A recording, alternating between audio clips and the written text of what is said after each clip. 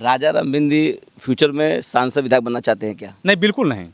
सांसद विधायक तो बनने का सोचिए ही मत। हाँ। मेरा मिशन ये है, मेरा लक्ष्य ये है कि मैं अधिक से अधिक सांसद विधायक मंत्री पैदा करूं अपने समाज में, लोगों को बनाऊं, आर्थिक सहयोग से लेकर के शारीरिक सहयोग तक।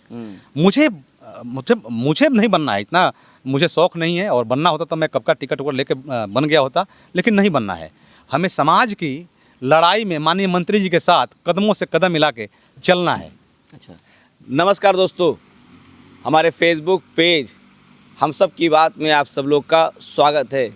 आप देखते होंगे पूरे भारत में भ्रमण करता हूँ, निषाद समाज के लोगों से मिलता हूँ, उनकी बातें रिकॉर्ड करता हूँ, आपको सुनाता हूँ। आपको अच्छा लगता है, लाइक कमेंट और शेयर करते हैं। उत्तर प्रदेश के गोरखपुर शहर से चल कर के हम गुजरात आए हुए हैं। गुजरात में अलग अलग शहरों में जाकर लोगों से मिल रहे हैं। हमारे साथ में समाज सेवी उद्योगपति राजा राम बिंद जी बैठे हुए हैं। इनको बहुत सारे लोग पहचानते होंगे। मुझे मौका मिला इनके आवास पर उनसे मुलाकात करूं, तो आज इनके साथ में हमारे साक्षात्कार देखिए। पूरा वीडियो पक्का आपको अच्छा लगेगा। सर जी, हमारे फेसबुक पेज चलता है और इसका नाम हम सब की बातें यूट्यूब चैनल भी है, और पूरे देश में निषाद समाज के लोगों से मिलकर वीडियो रिकॉर्ड करता हूँ, और आपने मुझे वीडियो रिकॉर्ड करने परमिशन दिया हुआ है, उसके लिए बहुत बहुत धन्यवाद। पहले अपना स्वयं परिचय खुद दे दीजिए, लोग जाने फिर बहुत सारी बातें करने जा रहे हैं। सर, सबसे पहले आपको धन्यवाद।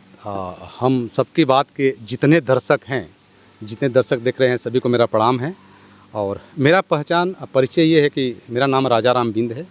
मैं वीआईपी पार्टी के राष्ट्रीय उपाध्यक्ष हूँ और समाज का एक शुभचिंतक हूँ, और समाज के बारे में हमेशा चिंतन मंथन करते रहता हूँ कि आज हमारे समाज की स्थिति इतनी दयनीय है, उस पर हमेशा चिंतन मंथन करते रहता हूँ, और समाज का कैसे विकास हो, समाज का हक अधिकार कैसे हो मिले, इस पर हमेशा कार्य करते रहता हूँ। बड़ा अच्छा लगा हुआ। तो मैं चाहूँगा कि हम कुर्सी बैठे हुए हैं और चाय वो पी रहे थे। मुझे लगता है कि एक सिप कर लेता फिर करता हूँ। बिल्कुल बिल्कुल बिल्कुल।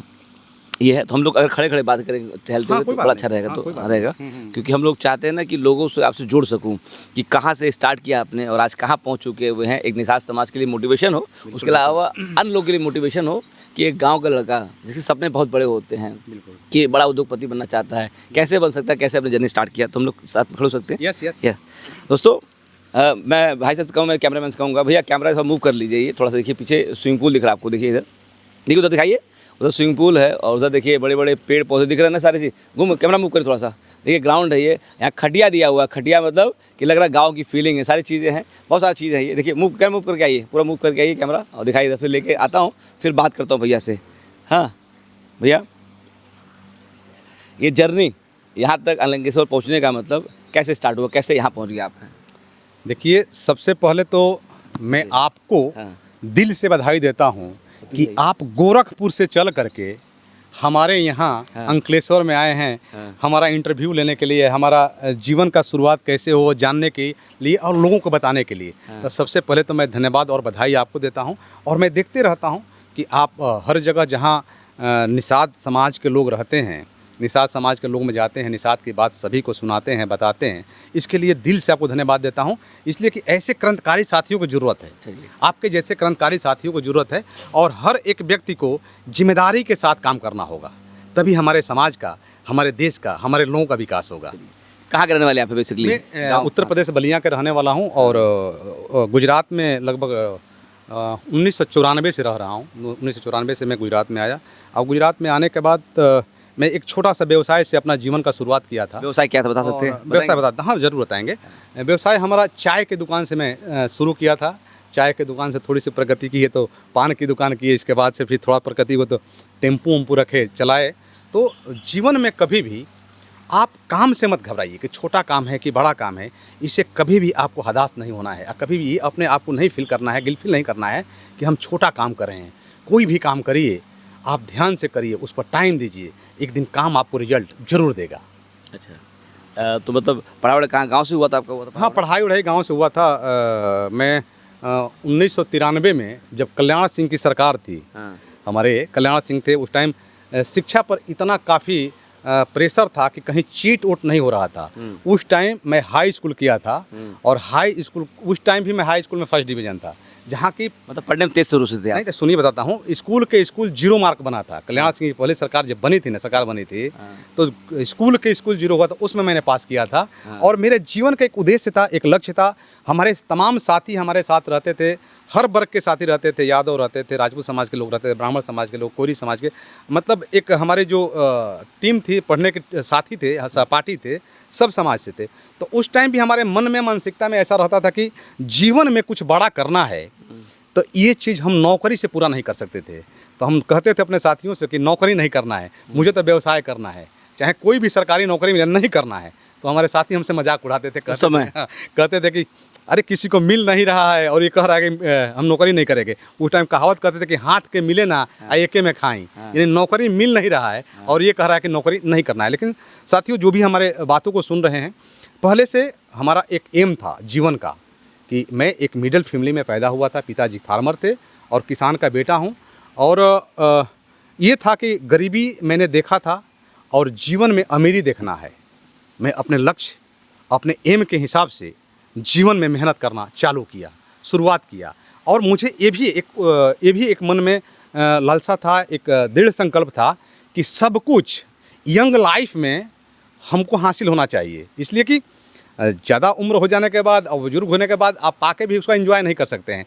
तो 25 साल की उम्र तक मेरे पास सब कुछ हासिल हो गया था, गाड़ी, बंगला, नौकर, सब कुछ हो गया। 25 साल की उम्र में ही सब कुछ हासिल। आज राजा अपने आप को कितना सफल मानते हैं? नहीं, सफल तो देखिए, सफल हम मेहनत किए हैं तो आज सफल हैं। काफ़ी संघर्ष किए, काफ़ी टाइम दिए बिजनेस में, धंधे में, समाज के लोगों के बीच। आज समाज के लोग भी जानते हैं तो हमें ईमानदारी से काम किए हैं। अच्छा। आज यूपी, बिहार, झारखंड में कोई भी ऐसा निषाद परिवार नहीं होगा जो सोशल मीडिया चाहे राजनीति से जुड़ा हुआ जो राजा राम बिंद को नहीं जानता है। तो इसका रीज़न है कि हमने समाज को दिया है, हमेशा देने के लिए ही सोचते हैं। कभी भी किसी प्रकार का नहीं तो कहीं ठगे हैं, न छले हैं। इसके लिए समाज के लोग हमको मानते हैं। चलिए, ऐसे देखा जा रहा है पिछले कुछ सालों से आप यूपी बिहार के पॉलिटिक्स में बहुत इंटरेस्ट दिखा रहे हैं और देखा गया है कि वो सामाजिक लोगों को जो मदद करते रहते हैं, गरीब लोगों को जो है पता नहीं नए कॉन्सेप्ट लाते रहते हैं, सोशल मीडिया में दान करते रहते हैं। क्यों आपने जो है मुकेश सहनी जी को चुना उत्तर प्रदेश के अंदर, बिहार के अंदर, क्यों ऐसा लगा? क्यों? मैं मुकेश सहनी जी से मिला था ना, कब मिले थे हम लोग? लगभग 30 मई 2021 को हमारी मुलाकात मंत्री जी से दिल्ली में हुई थी। हम लोग दिल्ली में मिले थे। और वो आपको जानते थे, आप उनको जानते थे? नहीं, हम दोनों जानते थे। मंत्री जी भी हमको जानते थे, हम तो जानते ही थे। अरे आज ही तो हीरो हैं हमारे समाज का, तो आज उभर रहे थे। इतना बड़ा कांड गांधीनगर में, इतना बड़ा रैली किए तो पूरे उत्तर प्रदेश, बिहार, झारखंड के सब निषाद समाज जानने लगे। तो हम तो जानते थे, लेकिन मंत्री जी भी हमको जानते थे। तो मंत्री जी हमसे फ़ोन किए थे, हम लोग बैठ के बातचीत किए। और उनसे जुड़ने का मुख्य रीज़न है, देखिए तमाम नेता हैं हमारे समाज में, बहुत सारे नेता हैं, बहुत सारे मंत्री हैं, बहुत सारी पार्टियां हैं। लेकिन माननीय मंत्री जी के साथ जुड़ने का मेरा मुख्य उद्देश्य, रीजन ये है कि वो व्यक्ति ईमानदार है। अच्छा, ईमानदार है, एकदम ईमानदार है। और देखिए ना, हम लोग समाज और जो नेता लोग कैसे हैं? नहीं, सब अपने अपने जगह पर ठीक हैं, लेकिन कहीं कहीं लोग की लालच खा जाती है। लेकिन माननीय मंत्री जी, आप सोचिए ना, मंत्री मतलब मुकेश सहनी समझे ना, क्योंकि मंत्री बहुत मंत्री लोग हैं। मंत्री वही हैं, बाकी तो सब मंत्री हैं, लेकिन हमारे मंत्री तो मुकेश सहनी जी हैं। और ईमानदारी के साथ वो समाज के लिए काम करते हैं। और मेरा जुड़ाव रखने का, हमेशा जुड़े रहने का एक मुख्य रीजन है कि वो व्यक्ति बिल्कुल ईमानदार है और समाज के लिए एकदम ईमानदारी से लड़ाई लड़ते हैं। आप सोचिए कि जो व्यक्ति एक आलीशान जिंदगी जी रहा है, एक सुखम जिंदगी जी रहा है, एक सुखम जिंदगी जी रहे हैं। और आप ये आप ऐसा मान के चलिए कि मतलब एक सुखम जिंदगी जीने के बाद सब कुछ गंवा करके, सब कुछ निछावर करके समाज को जगाने के लिए, समाज को एकजुट करने के लिए धन संपत्ति, रुपया, पैसा, लाभ, सब कुछ छोड़ दिए। समझ रहे हैं ना? समाज को आगे बढ़ाने के लिए, ठीक है। अच्छा। अब जिस व्यक्ति के पास इतना चीज़ उपलब्ध है कि वो कुछ नहीं भी करे तो उसकी कितनी पीढ़ी आराम से खाएगी और एक मंत्री, सांसद, विधायक से अच्छी ज़िंदगी जिएगी। लेकिन फिर भी समाज को एकजुट करने के लिए, समाज को एक साथ जोड़ने के लिए, समाज के अधिकार के लिए लड़ते आ रहे हैं, अभी तक लड़ रहे हैं। और हम तो सभी से आपके चैनल के माध्यम से कहेंगे, बढ़िया। हाँ, यस, आइए बैठिए।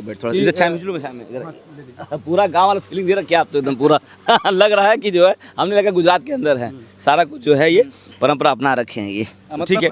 जैसे चैनल के माध्यम से एक सुन लीजिए, आपके चैनल के माध्यम से जितने हमारे नौजवान साथी, खास करके हमारे समाज के अलावा भी अदर समाज के जो नौजवान साथी हैं, जो जीवन में कुछ बड़ा करना चाहते हैं, कुछ करना चाहते हैं, उनसे आग्रह करेंगे कि आप लोग अधिक से अधिक संख्या में मुकेश सहनी के साथ जुड़िए। मुकेश सहनी एकदम ईमानदार, परफेक्ट नेता हैं। दबे कुचले समाज के लिए, अति पिछड़े के लिए आज आवाज़ बन करके खड़े हैं। और हमारे लिए तो खास करके निषाद समाज के लिए मुकेश साहनी जी आज काशीराम साहब के भूमिका निभा रहे हैं। अब बहुत अच्छा लगता है। अभी 2025 में चुनाव होने वाला है जी। बिहार के अंदर, और मुझे लगता है कि आप लोग बहुत मजबूती से जो है काम कर रहे हैं, बिहार में कर रहे हैं और यूपी में भी काम खैर कर रखे हैं। तो चुनाव लड़ेंगे, किस पार्टी के साथ जाने की संभावना आपका है? गठबंधन में रहेंगे, कहाँ जाने के? नहीं, जाने का संभावना नहीं है। ऑलरेडी हम पहले से 2024 का भी लोकसभा लड़ा तो आरजेडी के साथ गठबंधन में लड़ा, यानी इंडिया गठबंधन के साथ में हैं और मजबूती से हम लोग इंडिया गठबंधन के साथ में हैं और रहेंगे। हम इंडिया गठबंधन के साथ ही चुनाव लड़ेंगे और मजबूती से तैयारी चल रही है और 2025 में हम लोग सरकार बनाने जा रहे हैं। तो कितना सीट मिलने की संभावना आपकी पार्टी को देखिए, है? सीट की संख्या मोटा मोटी मतलब मोटा मोटी तो देखिए ऐसे भी हमारा जितना हक है, हिस्सा है, उसके हिसाब से हम तो चाहते हैं कि अधिक से अधिक सीट मिले, ताकि संख्या भी हमारे पास अधिक है, वोट भी हमारे पास अधिक है। तो अधिक सीट मिलेगा तो अधिक लोगों को हम चुनाव लड़ाएंगे। समाज में सबकी अपेक्षाएं होती है, नेताओं की सबकी अपेक्षाएं होती है कि हमको चुनाव लड़ना है। तो बहुत सारे लोग हैं कि अपेक्षा रखें तो हम तो चाहेंगे कि अधिक सीट मिले।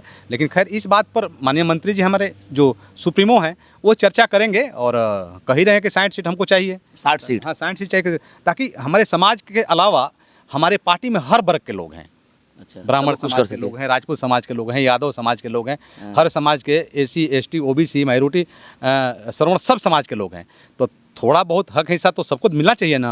अब और पार्टी मतलब प्लेन्थ वोट जो हमारा है, कब तक हो जाएगा बिहार में आइडिया? मतलब सितंबर फर्स्ट वीक में लगभग चुनाव का घोषणा हो जाएगा। ड्यूटी आपकी कब से लग रही है आपकी? नहीं, बस अब हम तो 1-1.5 महीना पहले ही निकल जाएंगे और पूरे बिहार में भ्रमण करेंगे, समाज के लोग जाएंगे। पूरा चुनाव भरोए रहेंगे? हाँ हाँ, पूरे चुनाव। व्यापार कौन देखेगा? व्यापार कौन देखेगा? ठीक है, व्यापार तो यहाँ बच्चे हैं। कौन देखेगा आपके? बच्चे हैं, बच्चे भी व्यापार संभालने योग्य हो गए हैं। इसके अलावा हमारे जो लोग हैं, मैनेजर हैं, स्टाफ के लोगों को संभालेंगे। तो इतना तो टाइम देते हैं, थोड़ा भाई आप टाइम देंगे तभी ना कुछ पाएंगे। राजा राम बिंदी फ्यूचर में सांसद विधायक बनना चाहते हैं क्या? नहीं, बिल्कुल नहीं। सांसद विधायक तो बनने का सोचिए ही मत। हाँ। मेरा मिशन ये है, मेरा लक्ष्य ये है कि मैं अधिक से अधिक सांसद, विधायक, मंत्री पैदा करूं अपने समाज में, लोगों को बनाऊं, आर्थिक सहयोग से लेकर के शारीरिक सहयोग तक। मुझे नहीं बनना है, इतना मुझे शौक नहीं है। और बनना होता तो मैं कब का टिकट वोट लेके बन गया होता, लेकिन नहीं बनना है। हमें समाज की लड़ाई में माननीय मंत्री जी के साथ कदमों से कदम मिला के चलना है। अच्छा, बिहार में आप मजबूत हैं, उत्तर प्रदेश में कब मजबूत होंगे आप लोग? नहीं, उत्तर प्रदेश में भी मजबूत है। आज बिहार में, उत्तर प्रदेश, झारखंड में आप ये तीनों स्टेट में मान के चलिए कि मुकेश साहनी को समाज के लोग नेता मानते हैं। भले उत्तर प्रदेश में लोग दावा कर ले, खूब रैलियाँ कर ले, खूब मीटिंगें कर ले, खूब जिंदाबाद मुर्दाबाद कर ले, लेकिन आज भी उत्तर प्रदेश में माननीय मुकेश साहनी जी खड़े हो जाएंगे ना तो सब फीके हो जाएंगे।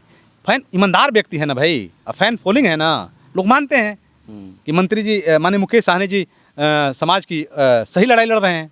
चलिए ठीक है। जैसे आप बलिया के रहने वाले हैं और ये बंगला बना रखे, भैया थोड़ा मुझको कैमरा देखिए, ये बंगला है, आलीशान है, बड़े बड़े फिल्मों हम लोग देखते थे, बड़े बड़े कलाकारों का, बड़े लोगों का, मंत्रियों को इतना बड़ा होता था।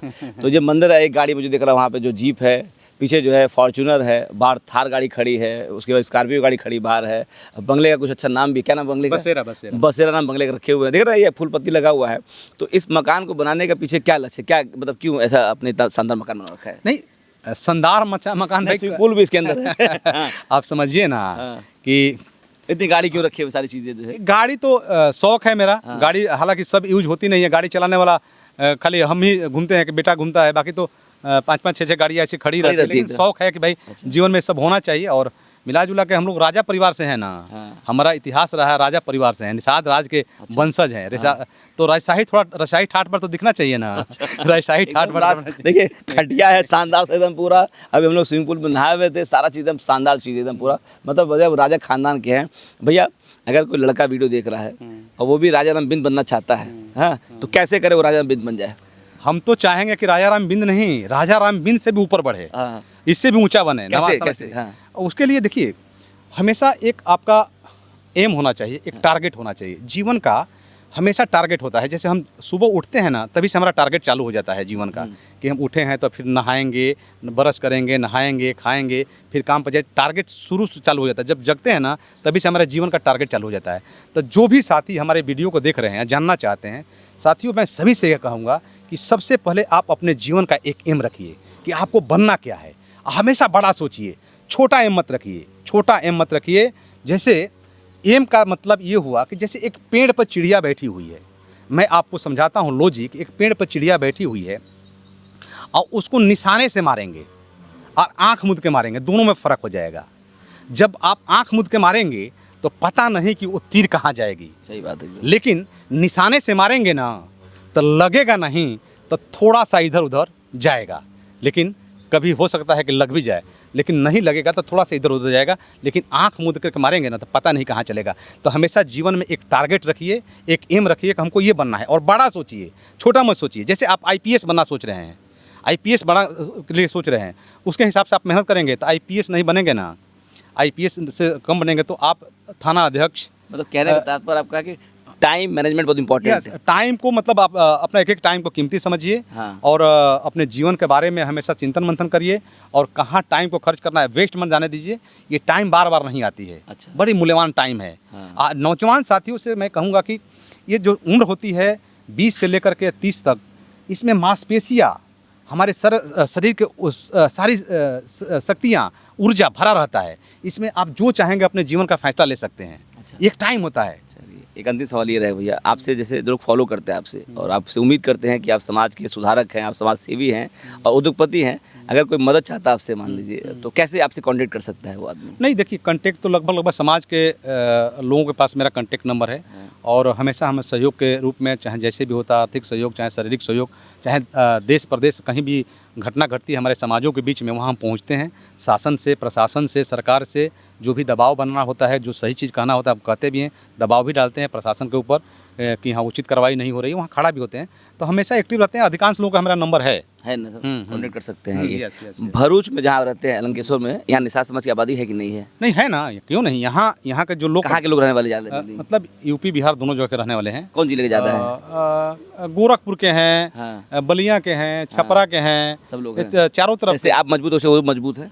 नहीं, ठीक है, देखिए, अब हर उंगलियां बराबर तो नहीं होती है, ऐसा तो मैं नहीं कहूँगा, लेकिन सब लोग अपना घर परिवार पाल रहे हैं, अच्छी तरह से जीविका जी रहे हैं, तो अच्छा ही कहा जाएगा। अच्छा। सभी लोग ठीक ठाक हैं, अच्छा व्यवस्था में हैं, और रहना भी चाहिए। अच्छा, एक चीज़ अंतिम सवाल पूछूंगा भैया कि यहाँ पे निषाद समाज के गुजरात में लोग रहते हैं, तो वो टाइटल क्या लगाते हैं यहाँ के लोग? देखिए, यहीं हम भ्रम में आ जाते हैं। हाँ। यहीं हम भ्रम आ जाते हैं। जैसे हम लोग मल्ला सानी केवट लगाते हैं, यहाँ क्या लगाते हैं? मैं बताता हूँ आपको, यहीं हम भ्रम में आ जाते हैं। जैसे कि आप ब्राह्मण टाइटल को ले लीजिए। हाँ। ब्राह्मण टाइटल पूरे भारत में खोजेंगे, हाँ। तो पता चल जाए कि यहाँ ब्राह्मण है, तो गुजरात में ब्राह्मण है, तो महाराष्ट्र में ब्राह्मण है, तो पता चल जाए कि ब्राह्मण है। राजपूत समाज से हुआ तो आपको पता चल जाएगा कि यहाँ का राजपूत है, वहाँ का राजपूत है, चारों तरफ पता चल जाएगा। चमार समाज के हुआ, यहाँ का चमार है, वहाँ का चमार है, पता चल जाएगा। लेकिन कुछ जातियाँ हैं ना कि वो अपने खोजने में परेशान हो जाती है, जैसे मिल ही नहीं पाते जैसे हैं। जैसे कि हम लोग उत्तर प्रदेश में हैं, हाँ। निषाद राज के वंशज हैं। हाँ। हम पूरा इतिहास पाना पढ़े हैं कि भाई निषाद राज के वंशज हैं, हम राजा खानदान से, राजा कुल खानदान से थे, और वहाँ हमारे परिचय निषाद साहनी बिन मलाह के नाम से होता है। वैसे आप गुजरात में जो निषाद समाज के फिशरमैन, हाँ, फिशरमैन निषाद कैसा है, वो किस नाम से जाने जाते हैं, वो इनको ये भी पता नहीं है कि हम निषाद राज के वंशज हैं। अच्छा। इसलिए कि शिक्षा की कमी है, वो पढ़ते नहीं हैं। लोग अपने क्या टाइटल क्या लगाते हैं? यहाँ लगाते हैं, मिस्त्री लगाते हैं, खरवा लगाते हैं, टंडेल लगाते हैं, माछी लगाते हैं गुजरात में। हाँ। लेकिन अब आस्ते आस्ते लोग, जैसे शिक्षा होगा ना तो लोग समझेंगे। अच्छा। शिक्षा होगा तो समझेंगे, तो आस्ते समझ रहे हैं कि निषाद राज्य खानदान के हैं। अभी महाराष्ट्र में भी लोग, मराठी लोग भी यहाँ ज्ञान देते हैं लोगों को कि भैया तुम लोग जो है निषाद जी के जो है खानदान, हम ज्ञान देते हैं। यहाँ के एमएलए भी यहाँ के एमएलए जो हमारे हैं, वो भी अपने निषाद समाज से हैं। क्या नाम उनका है? रमेश मिस्त्री। इसी विधानसभा मतलब हमारा विधायक वही हैं। वो निषाद है, वो निषाद है। ए भैया देख लीजिए, गुजरात के जो है अलंकेश्वर में भी जो है कि ना विनोद मिस्त्री, रमेश मिस्त्री, और मिस्त्री कह रहे निषाद है, वो फिशरमैन है। कितनी बड़ी बात है ये। और आपके मित्र भी हैं? यस, बढ़िया मित्र है हमारे, हमेशा आते हैं। और जैसे उत्तर प्रदेश बिहार में जितने हमारे समाज के लोग संसदीय चाहे विधायकी लड़ते हैं, तो हम सहयोग करते हैं। जैसे जो भी सहयोग, आर्थिक सहयोग, शारीरिक सहयोग, इनको मैं सहयोग किया, इनको भी बनाया। यस, ठीक है दोस्तों, राजा राम बिन जी निषाद समाज के जो है एक प्रेरणा स्रोत हैं, और इनको देख के निषाद युवा जो है ना सोचता है कि मैं भी जो है इनके जैसा जीवन में कुछ कर सकूं, और ये समाज सुधारक हैं और चाहते हैं निषाद समाज जो दुख होना इनका दुख बने और उनकी मदद करने का प्रयास करें। सर जी बहुत बहुत धन्यवाद, आपने कीमती से मुझे दिया हुआ है, और आप इस वीडियो के माध्यम से पूरे देश के निषाद समाज के लोग आपका आवाज़ देख लेंगे, आपके बारे में और डिटेल जान लेंगे, और आपकी गाड़ी वाड़ी तो देख लीजिए इतना पड़ा हुआ है। ठीक है दोस्तों, ठीक है, ठीक है दोस्तों, वीडियो अच्छा लगा हो प्लीज़ को लाइक करिए, कमेंट बॉक्स में कमेंट करिए, वीडियो को शेयर कर दीजिए और राजा भैया से रिक्वेस्ट करूंगा कि मेरे साथ एक नारा लगा दीजिए, जय निषाद राज, जय निषाद राज, जय निषाद राज, जय निषाद राज, निषाद एकता जिंदाबाद, जिंदाबाद जिंदाबाद, निषाद एकता जिंदाबाद। जिंदाबाद, चलिए आप सब जिंदाबाद। लोग को नमस्ते, धन्यवाद दोस्तों।